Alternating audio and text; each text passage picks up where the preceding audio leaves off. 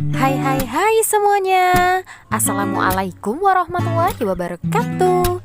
Nah, hari ini kita akan belajar bersama materi kumpulan soal P3K khususnya tahun 2021 jurusan PGSD. Ayo kita belajar bersama.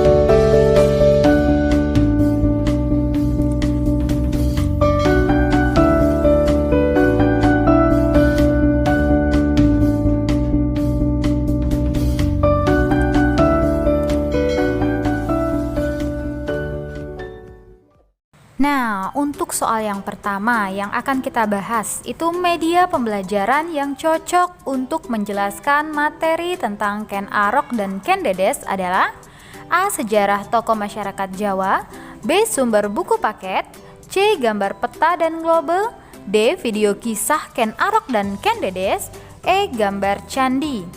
Nah, menurut kalian yang mana pilihan yang paling tepat? Iya, benar sekali, yaitu yang D. Pembahasannya, di sini ada kata media pembelajaran. Media pembelajaran adalah media atau alat yang berfungsi untuk mempermudah menyampaikan informasi kepada peserta didik selama proses pembelajaran berlangsung. Sekarang coba kita perhatikan yang A. Sejarah tokoh masyarakat itu merupakan sumber pelajaran. Yang kedua, sumber buku paket kan sumber pembelajaran. Gambar peta dan globe itu kurang spesifik. Yang D merupakan media pembelajaran karena menggunakan video. Yang E gambar candi, kurang spesifik juga ke cerita Ken Arok dan Ken Dedes. Selanjutnya yang nomor 2. Pemberian umpan balik jika siswa heterogen adalah A. Representatif feedback, B. Kumulatif feedback, C. Kuantitatif feedback, D. Institutionalized feedback, yang E. External feedback. Nah, menurut kalian yang mana? Di sini umpan balik untuk siswa heterogen. Iya, benar sekali. Jawabannya adalah yang E. Di mana pembahasannya siswa heterogen adalah siswa-siswa tersebut terdiri dari berbagai tipe belajar dan karakter. Apa saja pengertiannya masing-masing? Representatif merupakan diperoleh dalam bentuk sampel dari berbagai komunikan yang menjadi wakilnya. Kumulatif, tanggapannya dikumpulkan dahulu baru diubah ke bentuk tindakan secara tidak langsung. Kuantitatif diukur menggunakan kualitas. Institutionalized dikumpulkan oleh lembaga dengan mengunjungi masyarakat secara langsung.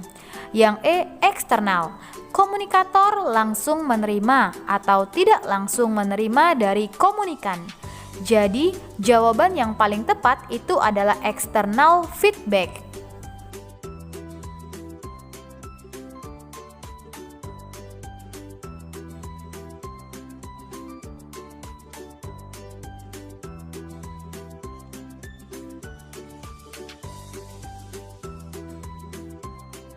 Untuk soal yang ketiga, pemberian umpan balik kepada peserta didik mutlak dikerjakan untuk menaikkan keberhasilan, melakukan perbaikan kesalahan, menolong untuk mengungkapkan kesalahpahaman, menganjurkan perbaikan spesifik tipe umpan balik kalau siswa homogen adalah A. Representatif feedback, B. Kumulatif feedback, C. Kuantitatif feedback, D. Institutionalized feedback, E. External feedback. Jawabannya adalah iya, B. Kita mengacu pada pembahasan sebelumnya, di mana kumulatif feedback adalah tanggapan dari komunikan dikumpulkan dahulu, baru kemudian diolah dan secara tidak langsung diubah ke dalam bentuk tindakan.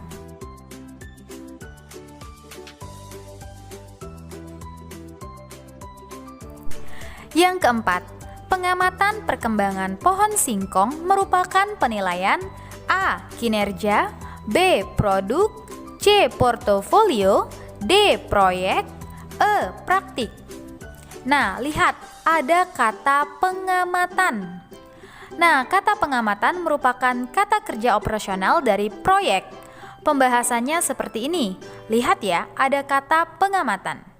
Kinerja adalah gambaran pencapaian atau gabungan praktik dan produk dari suatu kegiatan. Produk adalah hasil dalam sebuah kegiatan. Portofolio adalah hasil karya pelaksanaan tugas kinerja. Proyek adalah mengembangkan atau memonitor keterampilan siswa dalam merencanakan, menyelidiki, dan menganalisis proyek. Biasanya, kata kerja operasional atau KKO berupa pengamatan. Lalu ada praktik, di mana praktik adalah menilai kemampuan siswa dalam mendemonstrasikan keterampilan suatu kegiatan. Untuk itu, jawaban yang paling tepat untuk nomor 4 adalah proyek.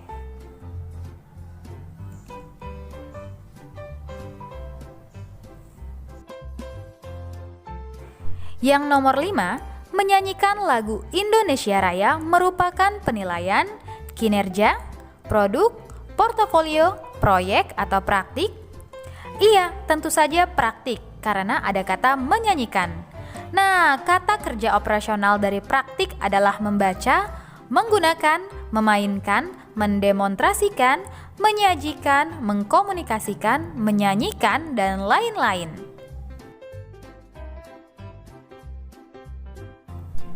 Yang nomor 6, membuat anyaman merupakan penilaian, kinerja, produk, portofolio, proyek, atau praktik? Lihat, ada kata membuat, merupakan KKO dari produk. Nah, apa saja KKO dari produk? Iya, ada membuat, mendesain, mencipta, mengaransemen, dan mengolah.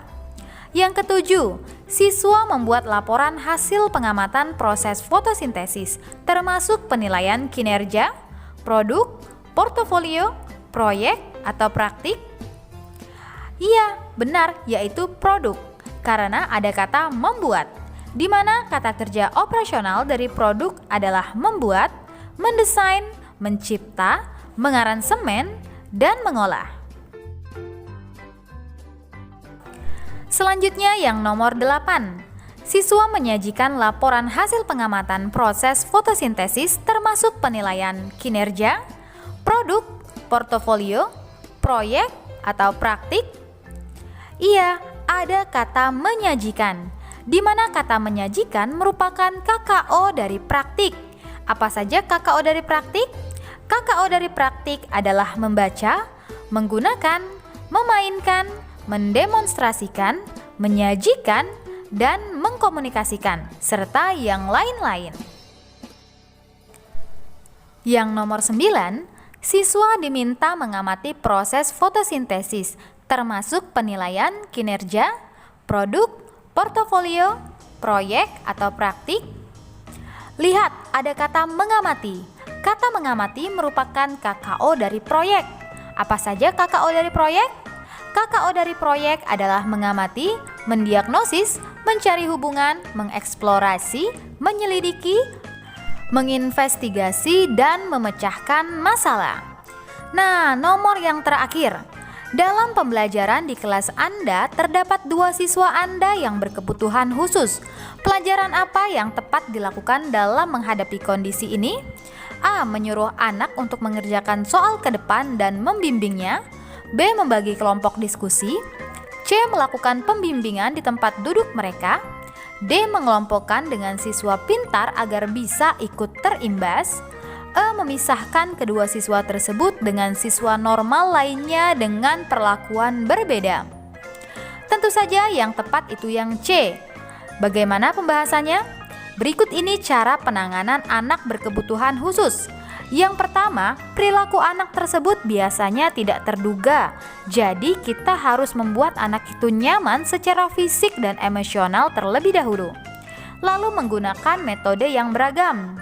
Nah, anak berkebutuhan khusus memerlukan dukungan ekstra atau guru pendamping yang duduk bersamanya.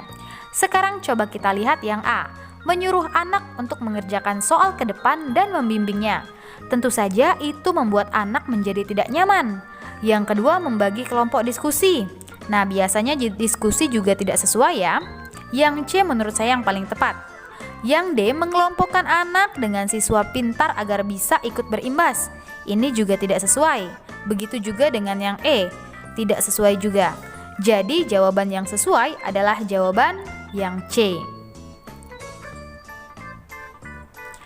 Terima kasih telah belajar bersama hari ini. Sampai bertemu pada part yang kedua ya untuk soal yang selanjutnya. Semangat P3K 2021!